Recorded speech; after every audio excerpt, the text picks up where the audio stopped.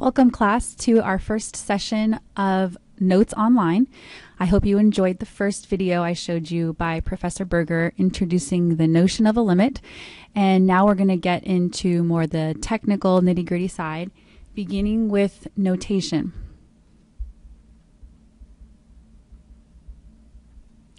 The notation that you will see in your book and in the homework problems for a limit looks like this. And what that means, if you were to read it out loud, is the limit as x approaches c. So that's referring to this part, x approaches c of f of x. The limit as x approaches c of f of x. If that limit has a value, then we would just say is equal to whatever that value is. In this case, I'll just call it L. So what I wanted to do was give you a generic graphical example. The C right here is an x value. F of x is a function. So let's just call that function f of x. What it means for x to approach c is it means it's coming toward that value of x on both sides. To approach c means to approach from both sides.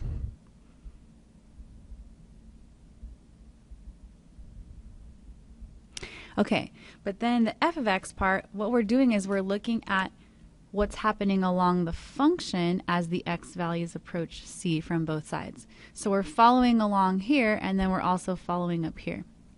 And what we're doing is looking to see, okay, well, as x approaches c from both sides, what y value is being approached? What y value is it getting close to?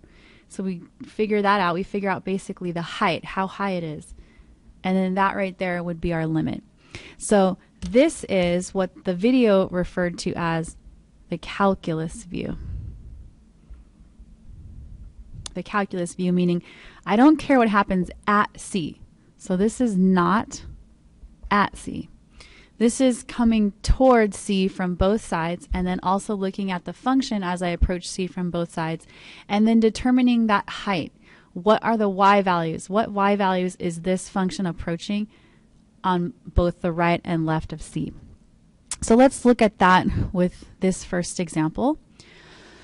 This first example is asking us to use this graph to estimate the limit and the value of the function. Now remember, the limit part, that's the calculus view, as mentioned in the video. This is where you have that window and then that line through the middle. This one over here was that algebra view,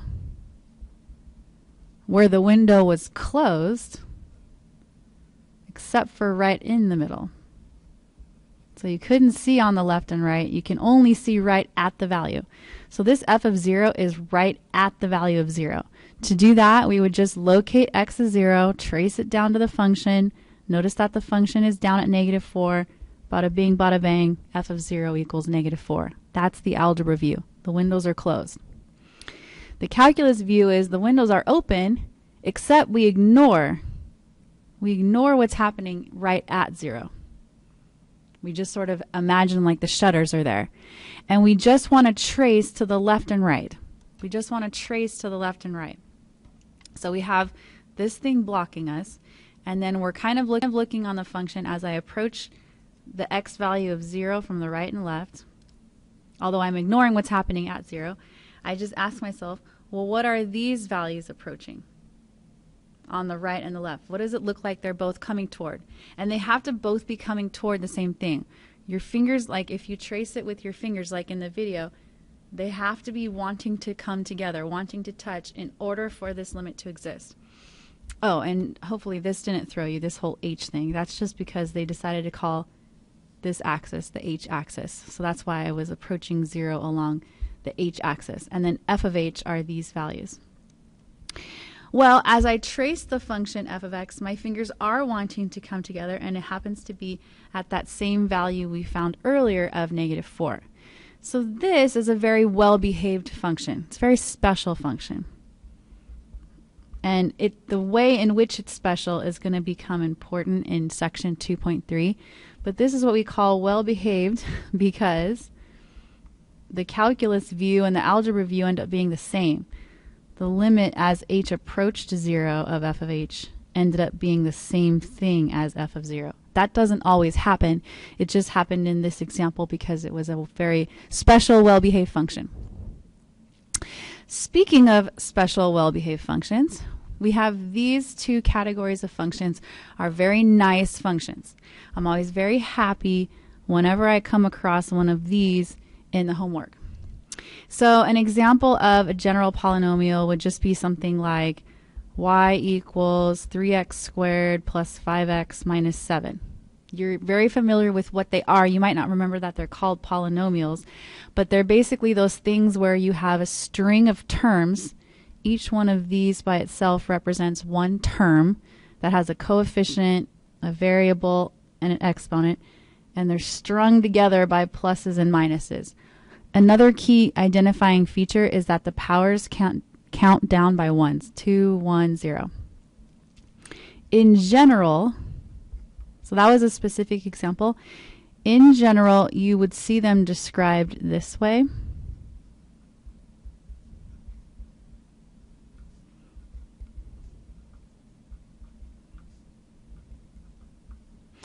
Where, okay, all of these this right here is called a sub n.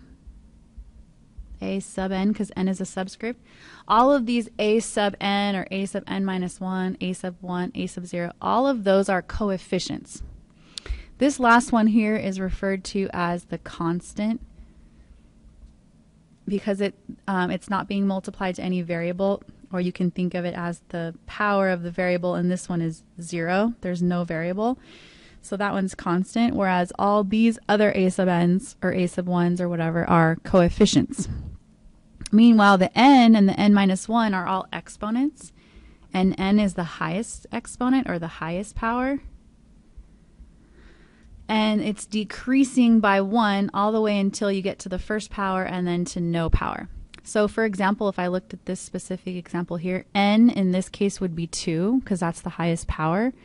And then n minus 1 would be 1 because that's the next power after 2. And then the last power would be 0, power of 0. So that's in general what a polynomial is. So anytime you see something that fits this description where it's like a number times the variable to a power and then another number times the variable to the lower power and so on, then the way you would find the limits of those types of functions, oh, I forgot to give this function a name. Let's call this function p of x. P for polynomial. So let's call this function p of x. The limit as x approaches c of that polynomial, if it's of the form of a polynomial, will simply equal p of c. In other words, I don't have to do anything fancy to find that limit if it's a polynomial. I just take that value c and I substitute it wherever x is and then work out the number, and it's a very easy way to find the limit. So these always make me super happy because you're going to find out not everything works as nice and pretty, and they're not always easy. These are the easy ones as long as they fit this description. Okay, rational functions, also good for the most part. Not as nice as polynomials, but not bad. Basically what a rational function is just a ratio of two polynomial functions. So if, let's say I had p of x like this one, and I'll just call the other one q of x, and let's say they're both polynomial functions, meaning they both look something like that. They're both a sum of different terms like this one. So, and they're both polynomials. And then r of x, r for rational, is equal to p of x divided by q of x. Then it's really easy to find the limit of r of x also. So if that's all true, then the limit as x approaches c of r of x, whoops, I almost called it f out of habit, of r of x would also just simply be r of c, because these are both polynomials. So I can find each of their limits by simply substituting. So I could find the limit of the whole ratio by by simply substituting, as long as Q of C is not 0. That's the one thing that could be problematic. If Q of C is 0, then we have to go about finding the limit a whole nother way, and you'll learn about that in a couple days. But if Q of C is not 0, we're good to go. You plug in C into the P function, you plug in C into the Q function, you do some work, and it works out, and you get the answer, and it's awesome. So let's practice that. With example 2, what I have here is looks like a factored polynomial, but still a polynomial nonetheless. And if I distributed the 3x squared, I would have 6x to the third minus 3x squared. So it fits this description. It's just been factored. So this makes me smile. This makes me happy. Because all I have to do to find that limit is simply substitute.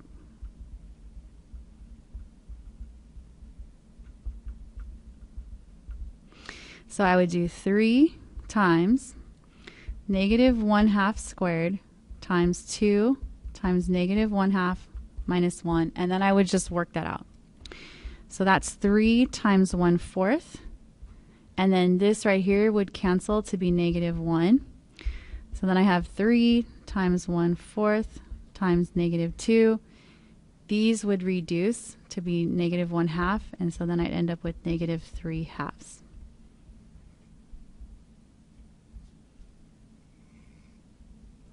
So that answer, or this number, is the answer to that limit. And I found it by doing some simple algebra, simply substituting. Okay, part B. It's not exactly polynomial, but it's a rational function because it's one polynomial divided by another polynomial. Notice how this fits the description. I have y squared, so it's like 1 times y to the power of 2 plus 5y, and then plus 6. Divided by y plus 2. So I can simply just substitute the 2 in there as long as I don't get 0 in the denominator. And if you notice, we're safe, because if I plug 2 in there, I'd have 2 plus 2 is 4, no problem. So this makes me smile too. So I just simply find the limit by substituting. And so that would work out to be 4 plus 10 plus 6, so that'd be 20 over 4, and so this limit works out to be 5 is the answer to that limit, since we could find it by simply substituting. Moving on. So as we mentioned before, not all functions are as well behaved as the rationals and as the polynomials. So we're going to go ahead and look at what to do in the event that the function is not so well behaved. One cool thing we can do is split functions into different parts. We just recently learned about that, piecewise functions. And I can take a look at just the right-hand side separately and just the left-hand side separately. So the right-hand limit notation looks like this. If you see a question where you're having x approach a number and then you see this little plus, like a superscript, the limit as x approaches c with a little plus of f of x, we say that that is, if you were to read it out, it's the limit as x approaches c, and then the keywords there are from the right.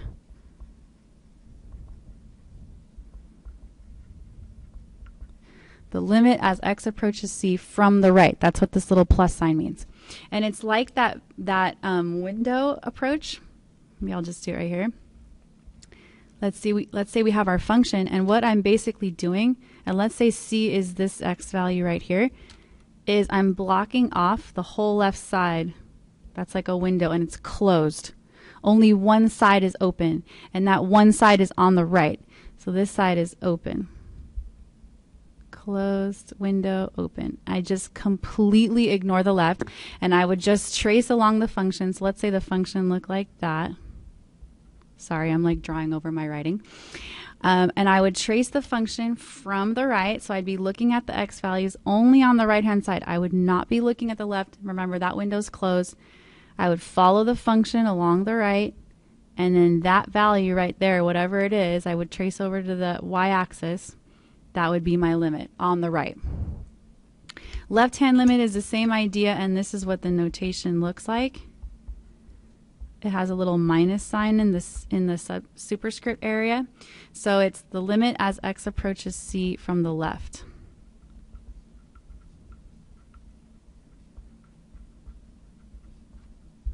So the key words there are from the left. And it's the same idea. You have your graph, and here's our little c value, except this time now the window's closed on the right. We completely ignore what's going on the right, and we're only looking at what's going on the left-hand side. And again, I'd want to trace along the x values as they're approaching c. And let's say my graph was going like this on this side. And it doesn't matter what's going on over here. I completely ignore it. Just follow that down, and then whatever that y value is, that would be my left-hand limit. So you just ignore one side and you only look at one side.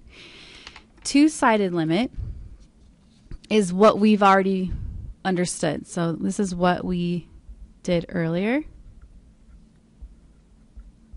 where you have the limit as x approaches c of f of x. If there's no plus or minus, then that implies you're approaching x from both sides.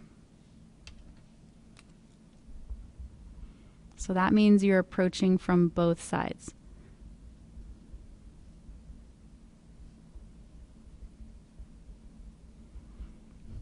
And in order for that limit to exist, remember we talked about this before, for this limit to exist, and you're tracing a function on a graph, your fingers have to be wanting to come together, wanting to touch. If that doesn't happen, then this limit doesn't exist. So we say that this exists if and only if, follow me down here, the limit as x approaches c from the right is the same exact value as the limit as x approaches c from the left. They have to equal each other in order for that limit to exist. So the perfect example of when this is even important is a piecewise function. So we've been studying those recently because what they often do is they break different functions into pieces and then put them together as one, which might cause things like jumps in the graph. So let's take a look at this one here. Well, I notice that my domain is going to change at 2, so that's where I'm going to mark that down here. And I notice on the left side I have a straight line because it's x to the first. It has a y-intercept of 3 and then a slope of -1. So I'll go down 1, over 1, and then I'll stop at 2 with an open circle because notice there's no equal to sign there. So that's the function on the left. And then on the right of 2, it's also a straight line because x to the first, but this time it has a slope of 1/2. So we'll think of that as y equals 1/2 x plus 1.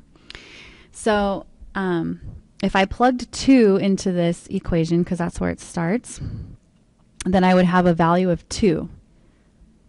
But since we're not including that, because it's not included, I'll just put open circle. From there, I have a slope of 1/2, so I go up 1 over 2. Okay, so there's my piecewise function. What this is asking me to do is to determine the limit as x approaches 2 from the right. I don't know if you can see that, but it's a little teeny plus superscript. And it doesn't mean 2 to a power. It doesn't mean positive 2. It means 2 from the right. So that means I'm coming this direction toward the value of 2. So I'm using this part of the function, and I notice that that is wanting to hit the y value of 2. So this limit right there is equal to 2. Okay, but this other one is asking for the limit as x approaches 2 from the left. That means I'm looking at these x values coming at 2 from the left. So I'd be looking at this portion of the graph, and I would just be following it down to see what y value it's approaching as x approaches 2, and I notice that that value is actually 1. So the left-hand limit is actually 1. Notice that's because the function jumps. Right at 2, the function jumps. Now you can't really tell when you cover it up, But when you look at it, you can see that the function jumps. There's one different limit on the right than there is on the left. So then that begs the question, well, does the two-sided limit exist? And that is a resounding no. The two-sided limit does not exist, because when I put my fingers on the two sides of this graph and I follow them down, they are not wanting to touch. They are in two different places. Okay, they are not coming to the same y value. There's a whole gap in between them. So that two-sided limit does not exist. But you can't say that as like your official reason. Like if a test or quiz asked you to explain, you can't say, oh, because my fingers aren't wanting to touch, or because they're not in the same place. This is how you would have to say it. And remember, I'm a stickler for notation and for being using the definition. So you would say, because the limit as x approaches 2 from the right does not equal the limit as x approaches 2 from the left of f of x. That's our technical reason right there. Okay, and then last but not least, we're going to practice with this problem here. What this is a graph and a series of statements. These are making statements, and then we have to decide if these statements are true or false. So what I'll do is I'll look at the first one, the limit as x approaches -1 from the right. So here's -1. I'm approaching it from the right. So I'm right here. This is saying that that limit is 1. So I'm going to verify and see if that's true. So as x is approaching -1, the y values are heading up here toward 1. So this is in fact a true statement. Because as x approaching -1 from the right, so there is nothing on the left, there doesn't have to be anything on the left, because I'm only looking at the right-hand limit. Next statement is saying that the limit as x approaches 2 of f of x does not exist. So let's take a look at that one.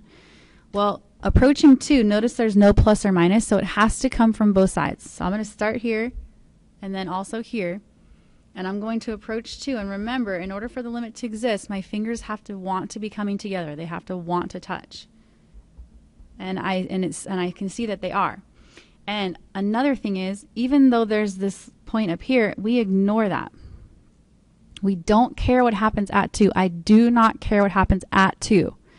I want to see what's happening on the right of 2 and on the left of 2, and both of those are coming towards the same value of 1. So this statement is actually false. This limit does exist. And then side note, I probably should have mentioned this before, when you see D, N, E, that means does not exist. So they were saying that limit doesn't exist, but it does exist, so that's a false statement. Okay, then this statement here is saying that that limit that we just found out existed, they're saying equals 2. But let's see where my fingers were wanting to come together. My fingers were wanting to come together at a height of 1. They're wanting to come together right at this height. If I follow that over, that's a height of 1, not 2. So this statement is also false. Fourth statement is saying that the limit as x approaches 1 from the left is 2. So let's take a look here. So here's 1. Approaching it from the left, I'd be coming from this side, and I can see that, yes, it is heading towards 2. Even though there's a jump at 1, it doesn't matter because I completely block out this side. I'm going to completely block that out. I only care about what's happening on the left. And I can see that on the left, yes, it definitely is approaching 2. So this is true. Okay, this statement here, now we're looking at 1 from the right. So I'd be coming this way toward 1. And now on this side, I block out the left. So all I really care about is what's happening on the right. And I can see on the right that it's approaching 1. And I block out what's on the left. So this is true as well. Okay, now it's telling me or saying that the limit as x approaches 1 from both sides. So now I have to approach 1 from both sides. So here's the left, here's the right. coming together. And no, these tips do not want to touch here. They are not coming together to connect. So that limit does not exist. So this was actually a true statement. Does not exist. Also, because we found the left-hand limit was 2 and the right-hand limit was 1, that's another reason why this does not exist, because the two-sided limits are not the same. Okay, and then this statement here is saying that the right-hand limit of 0, or at 0, excuse me, and the left-hand limit at 0 are equal. So again, we want to follow from the right-hand side of 0 to the left-hand side of 0. And I want to see if the y values are approaching the same thing. And yes, definitely they are. They're both approaching that value of 0. So this statement is true as well. The statement H is implying, or stating, excuse me, that the limit as x approaches any x value between -1 and 1 would exist. That limit as x approaches any value between -1 and 1 would exist. Now, because the function is connected, there's no jumps between -1 and 1. It's all completely connected. This is true. Oh, and I don't have to worry about the fact that -1 only has a right-hand limit and +1 only has a left-hand limit, because notice it's parentheses, so that means I'm not including -1 or 1. I'm only including the stuff in between. And since everything is connected and smooth, no matter what C value I chose, in fact, maybe I'll pick one like right here, the right-hand side and the left-hand side would both be approaching the same thing. Okay, so this is true. Last statement is kind of saying a similar thing, except looking between 1 and 3. And this might shock you, but this is also a true statement, because this function is not connected everywhere because there's this hole right here and it has this value here, but this is actually not considered a jump. So right there is not considered a jump. We'll look at this in more detail later, but for now just know it's just considered a hole. And so it's not as serious as a jump, meaning it's just 1 point, so I can block it out. And since both the left and right hand sides are equal to the right and left of that, then we can say that the limit as x approaches any value, any c between 1 and 3, even 2 itself, exists, because the limit exists at 2, but it would also exist at, say, 1.5. It would also exist at, say, 2.5. And again, they didn't include 1 or 3, so I don't have to worry that this only has a left-hand limit and this only has a right-hand limit, because I'm not including those actual points. I'm just including everything in between. So everything in between would have a two-sided limit that exists. So these are both true statements. And that concludes this part of the notes. This is part 1 of 2.1. And you'll have an assignment in class that will be practicing similar problems as these. And we'll continue with part 2 of 2.1 next week. I'll see you then. Bye-bye.